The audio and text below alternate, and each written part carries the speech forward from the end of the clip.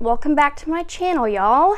Today we are gonna do your standard issue knitting podcast. We do it all the time here, so I think you know what you signed up for. We have a very exciting episode today because, well, I won't get into it yet. I gotta do the intro and everything. But if you see what I'm wearing, I have finished my barbroe top. But before I get into that, I know it's been a little while since I've posted a video. I mean, it hasn't really been that long. It's been maybe under 3 weeks.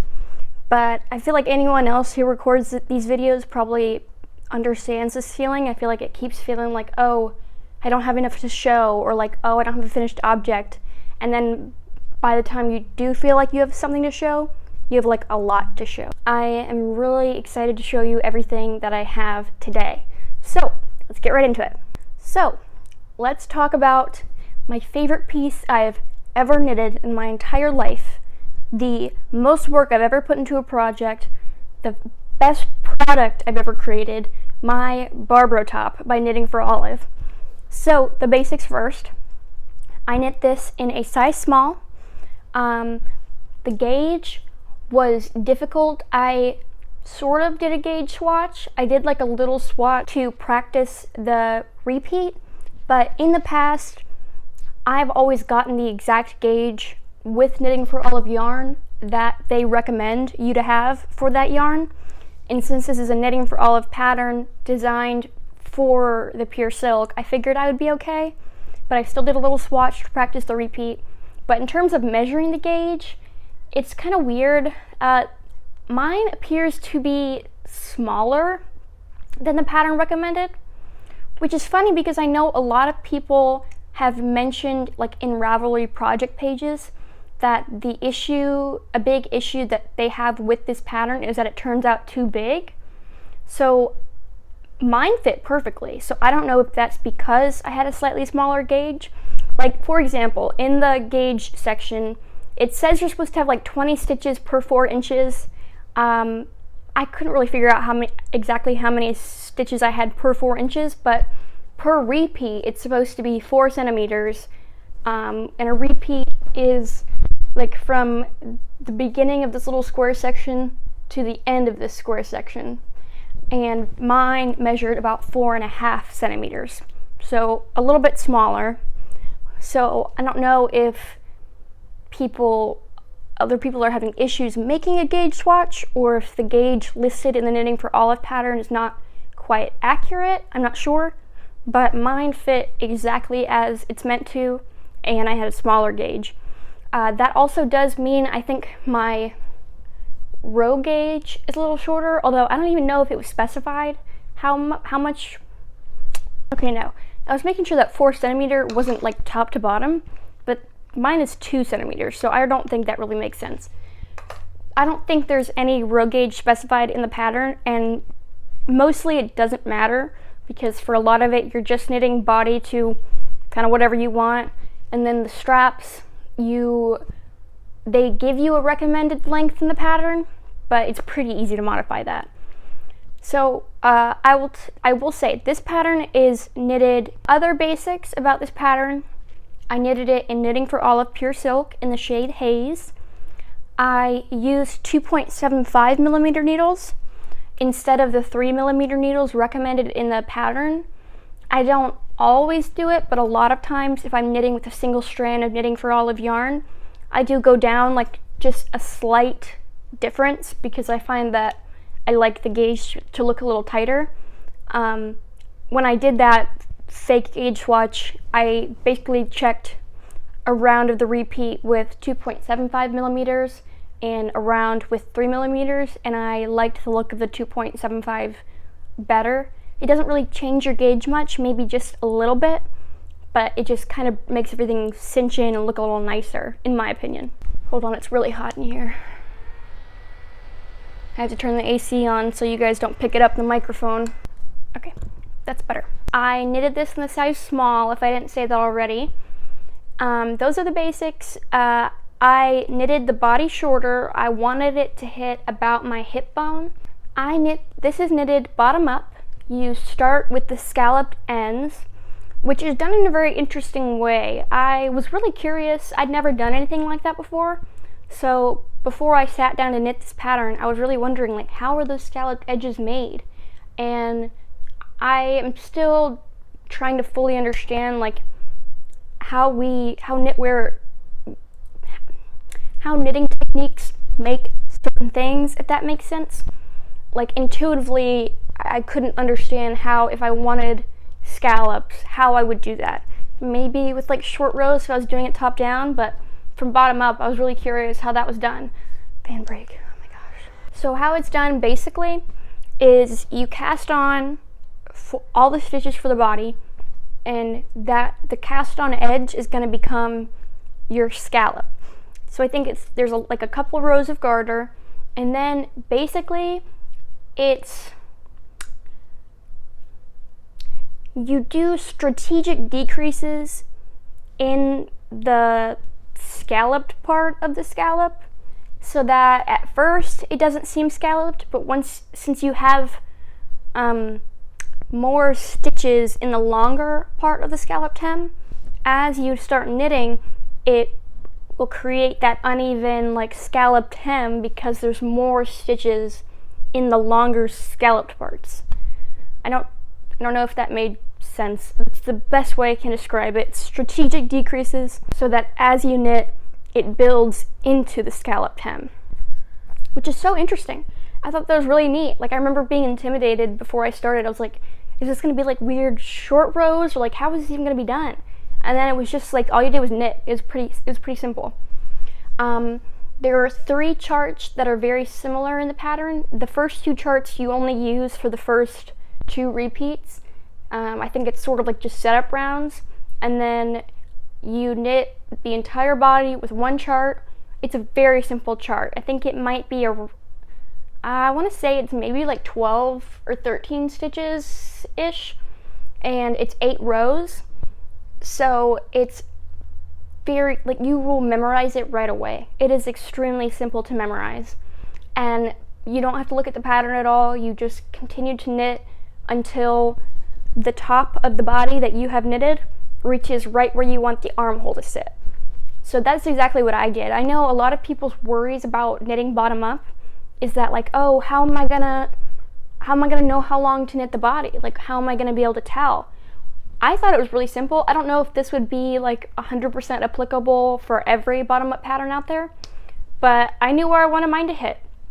I wanted it to hit at my hip, like right at the top of my hip bone, because I have a shorter torso, so I like things to kind of come right at the top of where my pants are going to be.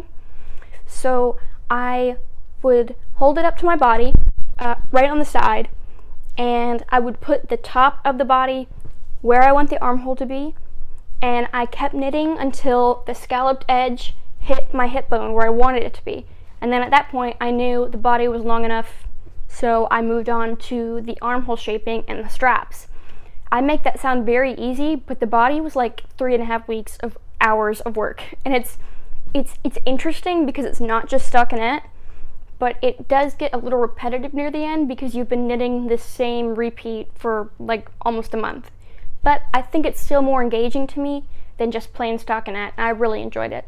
But then after you finish knitting the body, you bind off some stitches right under the armhole, only a few, and then you begin doing the increases for the armhole shaping, and these stitches, some of them start getting bound off here, and then these stitches are all on hold, which you then, after you finish the armhole shaping, you put these stitches back in your needle and you knit. Let me show you. You knit this I-cord right here. My I-cord is a little bit messy. It looks a lot better on the back, but on the front, I was kind of figuring out the best way to do it. I think you had to do this provisional cast on. Like I said, you put the stitches on hold, and then when you start the I-cord, you cast on these 3 stitches using provisional cast on over on one end of the neckline, and then you use all the stitches on hold to knit that I-cord, and then you pick up the 3 stitches of the provisional cast on at the end to create one of the straps. It was just like weirdly, like it was a little complicated. I remember feeling like there could have been a simpler way to do this, but I mean, I can't think of one. That's not my job, but somebody could have thought of something simpler, I felt like. I've done provisional casts on where they don't feel like that complicated. Like for socks, for toe-up socks, I've done like the Judy's Magic cast on. This pattern, it didn't specify how they wanted you to do it. Actually, I think it mentioned using a double-pointed needle.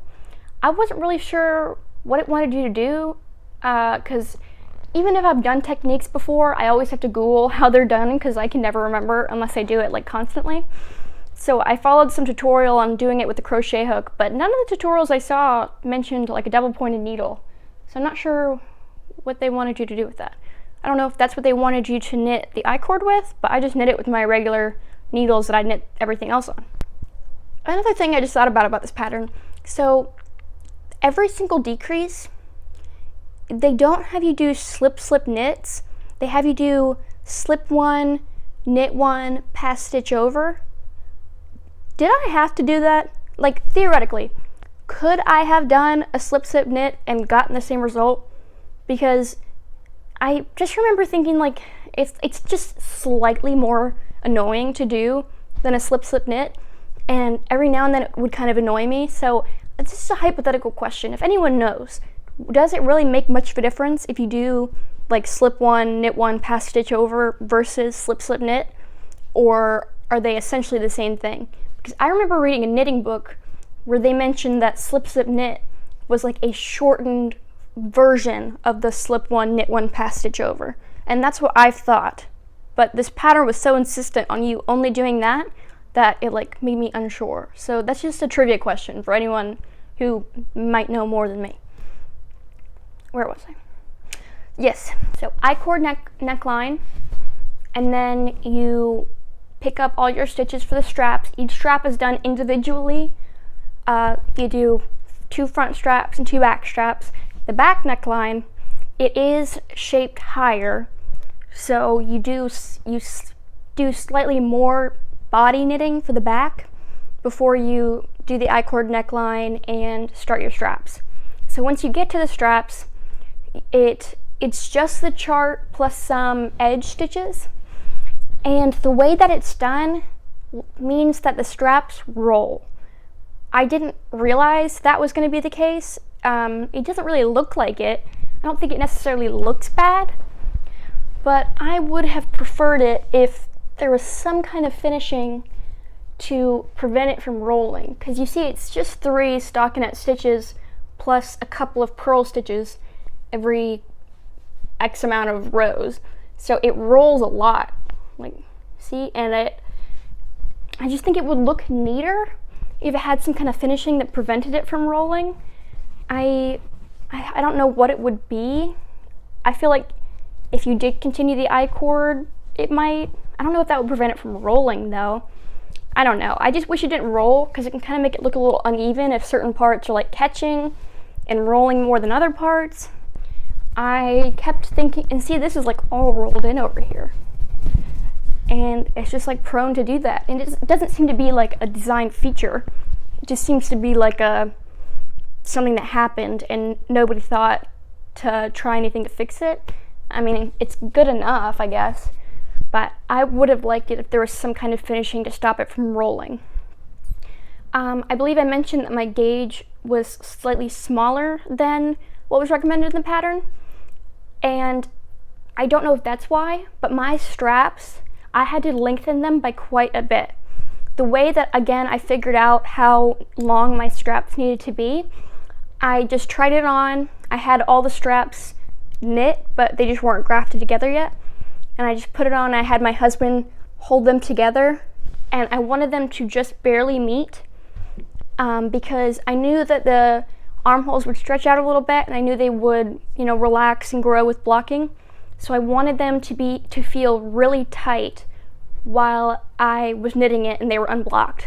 So when I knit it, it was like very tight, like kind of like pulling in on my armhole, and that's exactly what I wanted, because I knew it would grow to be like the perfect size whenever I blocked it. And it did, so that worked out very well.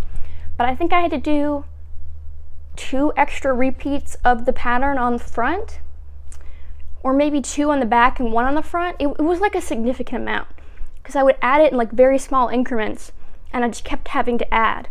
So that could definitely be because I had a smaller gauge, but just keep that in mind if you ever want to knit this pattern. That is kind of everything I have to say about the knitting of this pattern.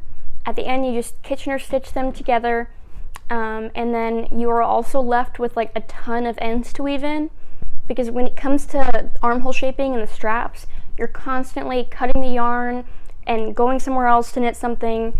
I think I had like approximately like 1 billion straps. I think I had like approximately 1 billion ends to weave in, and it took me forever.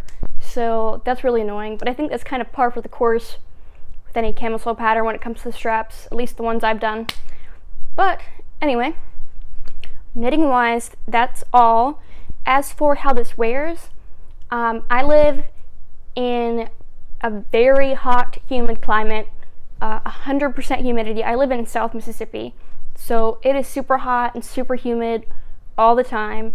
It's June, I think it's 95 degrees outside. I know it's going to get to 100 on Saturday, and it's only going to get hotter. It gets so bad. So I have been wearing this. I take my dog out for 2 walks every day. I wore this on both our walks yesterday and today, just to see how I liked it in like the hot weather, and it feels fine. I mean, no matter what in my weather, I'm going to be burning hot, but this, I felt like it stays cool. Especially the holes are really nice because you get like a lot of airflow. So I definitely recommend this top and this fabric for hot weather. It is annoying that like the pure silk is not like machine washable, but I think it won't be too bad. But yeah, so I feel like I just talked for like a million years, but I love this top. I literally went to the so my husband and I, we make friends like at all our regular places we go. And we have these 2 ladies at our local gas station who we love. I went there last night to go get something, and both my favorite ladies were there, and I was like, hey guys, look, I made this.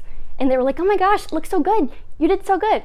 And then one of the ladies was checking out another customer, and she was like, she's so talented, look. And I was wearing a jacket because it was raining, so I awkwardly had to be like, and show this man who did not care, and it's not his fault.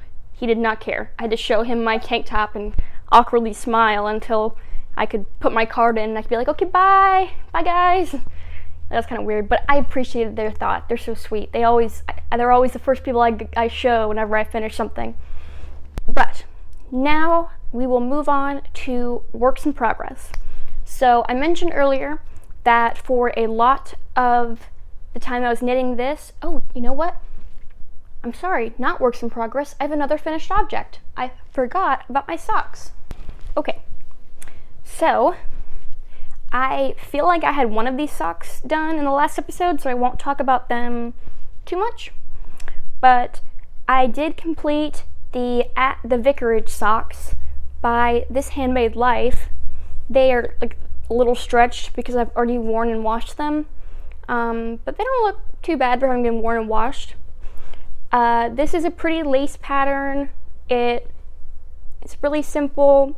I believe this had 64 stitches in it, which ended up, at first when I put them on and when they've like had time to sit, they fit me perfectly. But once I've been wearing them for a little bit, or I have to pull them off and put them back on, they stretch out a little bit at the cuffs and are a little too big for me to wear. 64 stitches is normally not what I would choose for socks. I might choose 58 or 60, but I didn't have the brain power put in to modify this lace pattern since it goes all the way around. I didn't want to put the brain power in and modify it to be 60 stitches, so I just did 64. But it's not the worst thing in the world. I wouldn't do it again, but I can live with these being 64 stitches. These are like ankle socks, and I did talk about the lace pattern in the last one. The basics are, this is knitted from toe up, all lace on the, is this the instep? I think that's instep.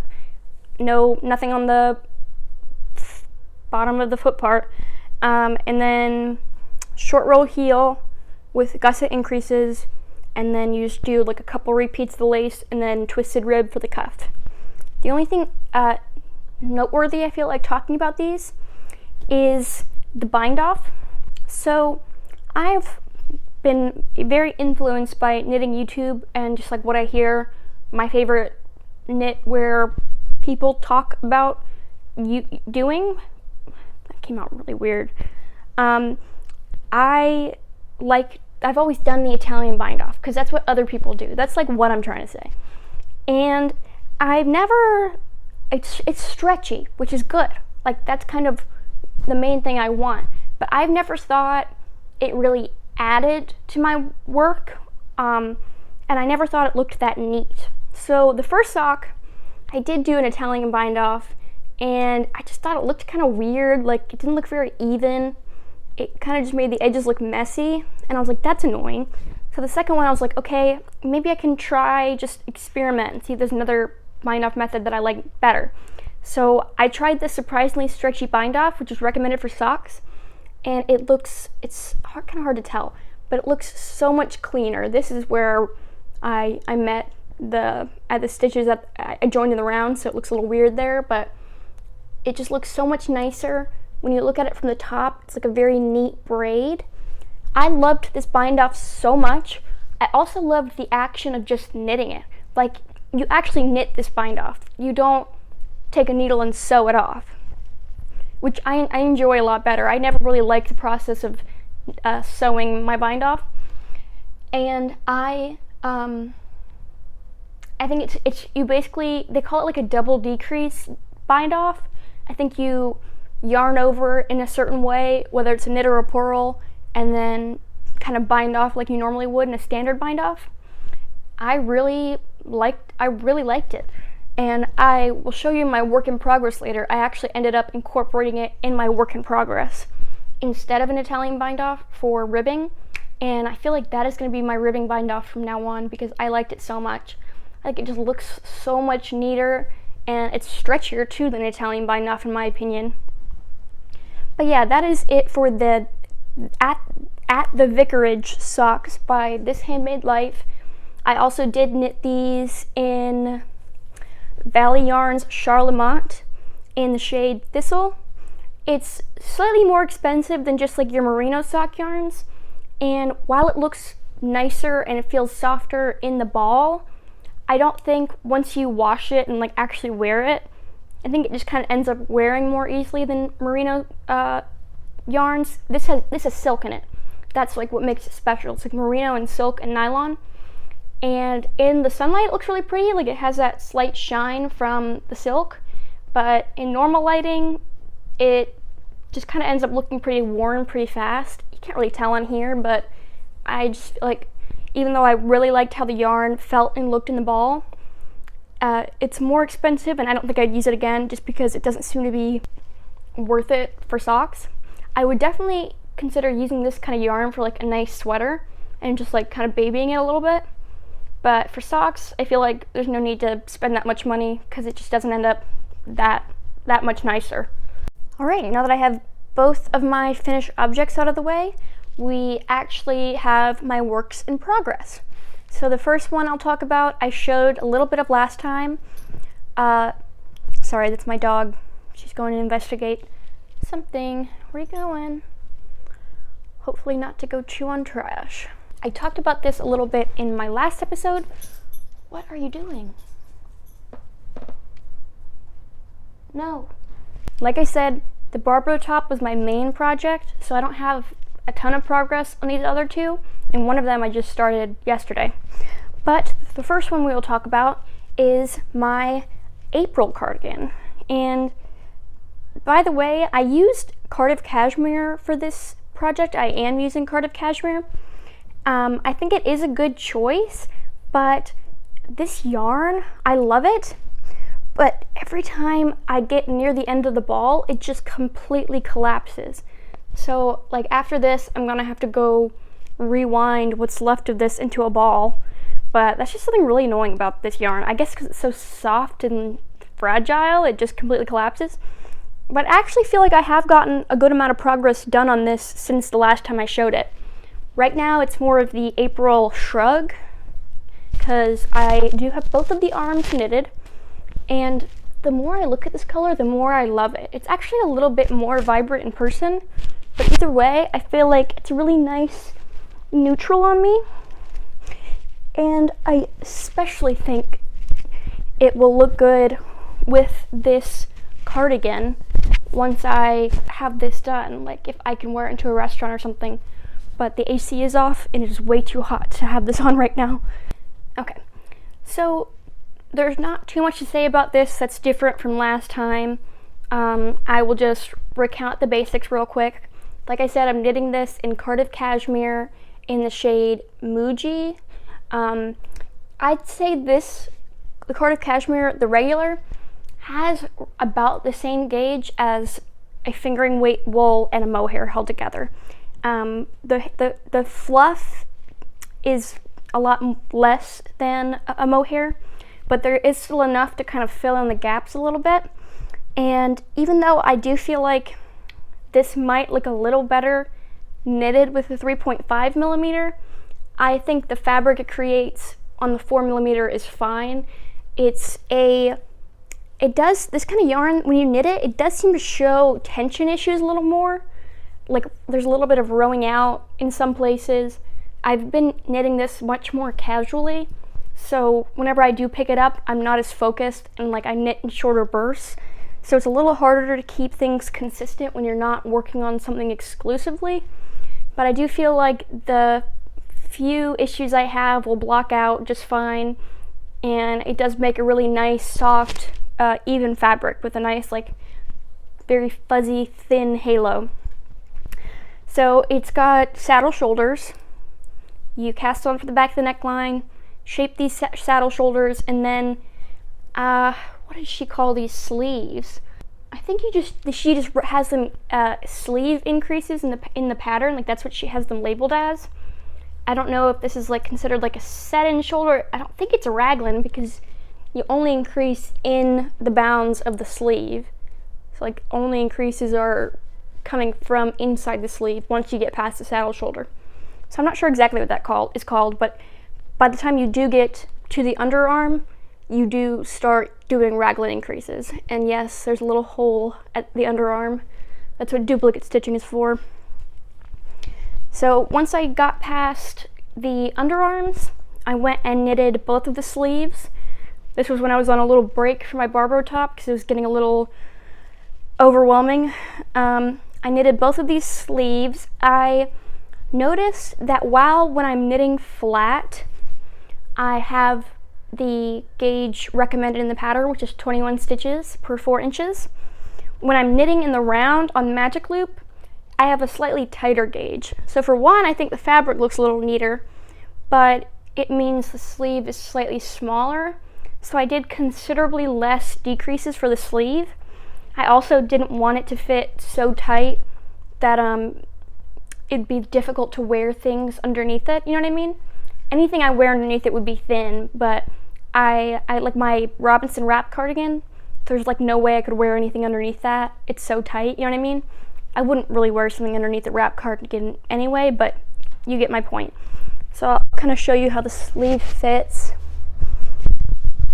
It's a little, it's got a little crease here from being folded, but it just fits nice. It's got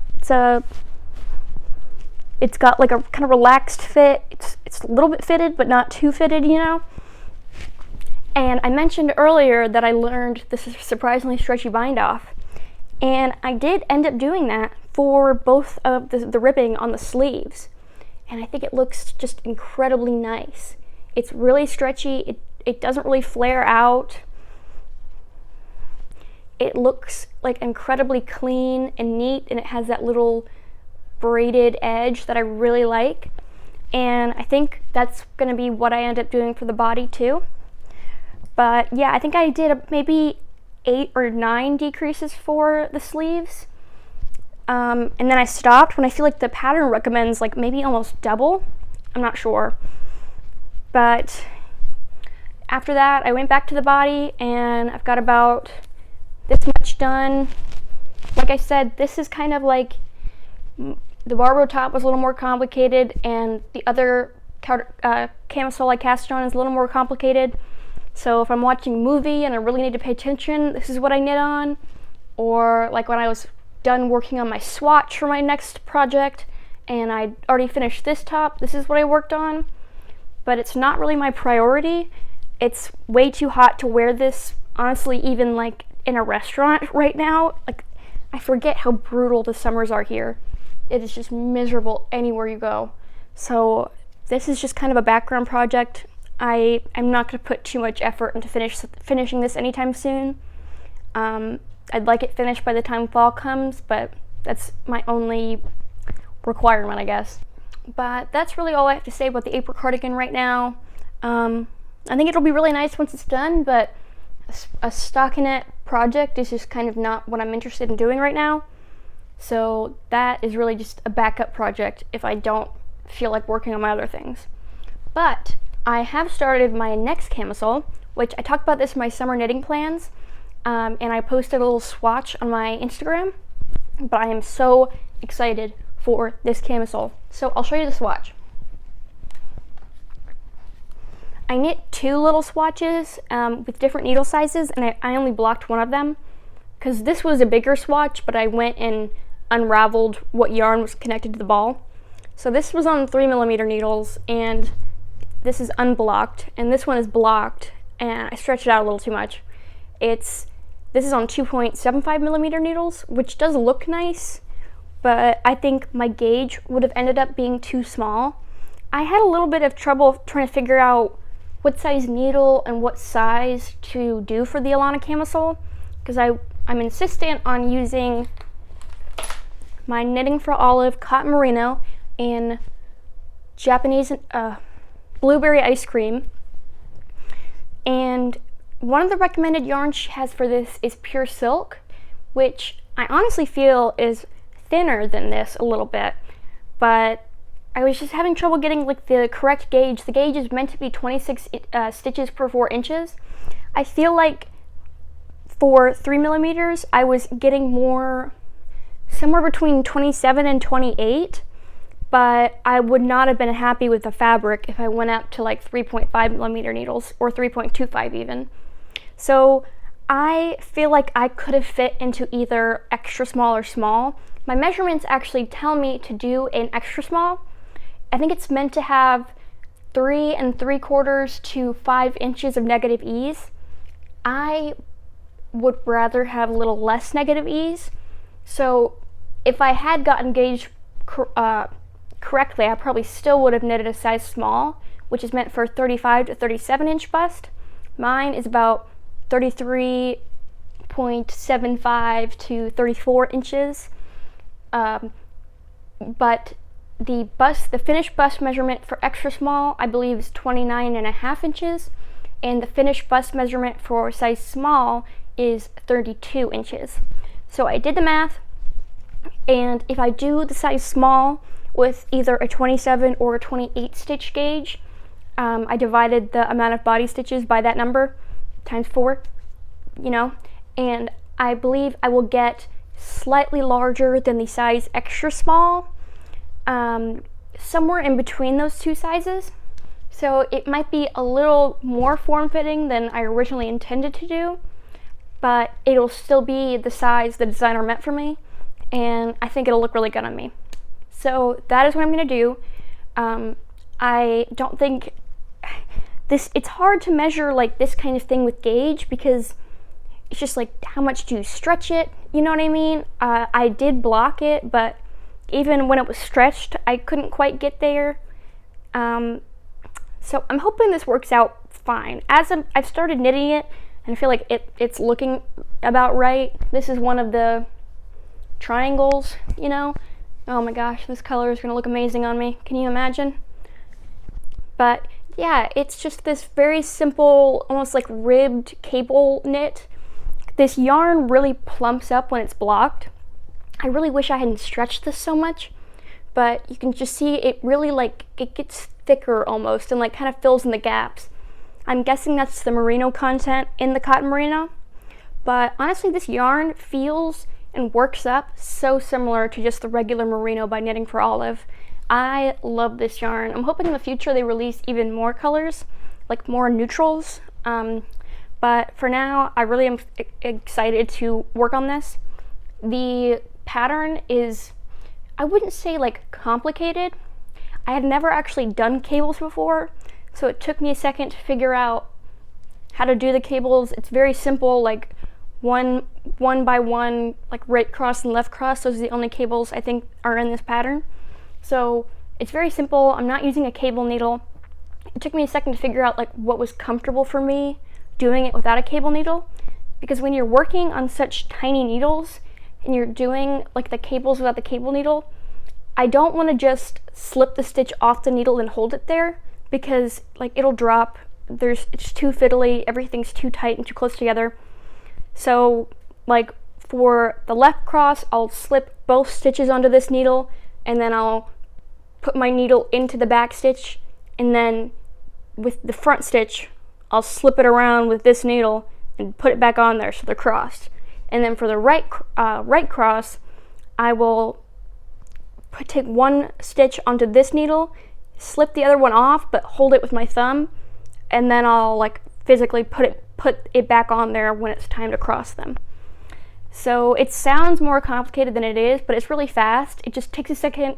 I don't even know if that's like how other people recommend to do it. That's just like what's comfortable for my hands and like what feels natural, but it's going pretty fast. The pattern is completely charted for at least just the 4 triangles, and it's charted for the rest of it, but I think there are some written instructions once you get to the body. But basically, I would show you an example. I might see if I can find something that looks similar. The chart is a big triangle. Every single stitch is charted. My husband looked at that and he's like, "What are you doing?" I think he thought I was like practicing witchcraft or like math or something, because it just looks really complicated. But it's pretty simple. You just, for at least the 4 triangles, you have to look at the chart for every stitch. It's slightly intuitive to the fact that the rows where you're not cabling and you're not increasing, you can just knit the knits and purl the purls. But enough of the rows have increases and cables that are slightly different than the other rows that you have to keep an eye on it, and I have to count my rows, because I think I have to do like roughly 60 rows per front panel. So I have to know exactly what row I'm on so that I don't have to go back and count like every individual row. That would suck. But it's not complicated. The cables are easier than I thought. The only thing, the other thing that was like a little difficult for me when I started was that this designer, her name is Masha. She has like a last name that I cannot pronounce, but I'll put it on the screen right here. She does different chart symbols than I'm used to. I'm used to like a dot for purl, like different 2 slashes for like knit 2 together and slip slip knit. She does different patterns. I think they're like, I've seen them in like Japanese stitch patterns before. So my brain is not used to reading them, so I still have to keep it open on my phone, like what each symbol means. I know knits and purls, but the different increases and decreases confuse me a little bit, so I have to keep those open. But I'm sure there's a lot of those in this pattern. I'm sure I will pick up on it soon, so it'll be fine. But I'm really enjoying the pattern. It's very clear. It's very helpful. I can't really say because I haven't knitted it yet, but I'm so excited to have this finished product. I was watching Woozy by Celine's video, and she had one that she did, and it looked so good. I think it was in white. It looked really nice. I'm just really excited to have this in a nice color and wear it like with my blue jean shorts or with my white linen shorts. It is going to be very exciting, and it's very engaging. So I'm also actually pretty glad I have the April cardigan, because it will be difficult to knit this pattern to like a movie or something. I always have something playing in the background, but if I'm like hanging out with River or we're watching a movie, I don't know that I'd be able to knit this. So I will work on that if I can't pay so much attention. But once I get to the body, I don't think I'll have to look at the chart anymore, and it'll be a lot easier. But that is it for my Ilana camisole, and that is all my works in progress. So real quick, I have a couple, oh my dog, She wants to be let in. Sorry, Noelle. I gave her a sweet potato duck treat, so that should occupy her for the rest of the video. But now I have some acquisitions, just a couple, and I have a book that I got, and that will be it for the video. So, first acquisition, I got some sock yarn. I am really excited to use this yarn. It's a more expensive yarn, and I don't know what to knit with it. But this is capretta, capretta by Knit Picks. This is incredibly soft. The content, it's 80% superwash fine merino wool, 10% cashmere, and 10% nylon.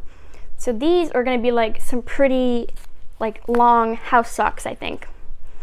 Because it's just like a really nice yarn. I wouldn't want to wear this like in my shoes or anything. It'd be like really nice, like elegant house socks, you know? But this yarn, the first thing I thought whenever I got this was that in the winter, I'm gonna knit a sweater out of this. They have some really beautiful, like kind of like jewel tone, cool colors. I don't know exactly what color I would use, but I think in the fall I'm definitely gonna use this yarn to make a sweater out of. I don't know if I can feel the cashmere or if the superwash merino is just really soft, but either way, this yarn is amazingly soft, and it has, there's no way you'll be able to tell, it has a very, very fine halo, very similar to the Cardiff cashmere, like that soft, like cashmere halo. And there is less nylon in this, only 10%, but there is nylon. And this supposedly can be machine washed and tumble dried at a very low, but I probably wouldn't do that. But the color is Moonstone Heather. It's just a very simple gray.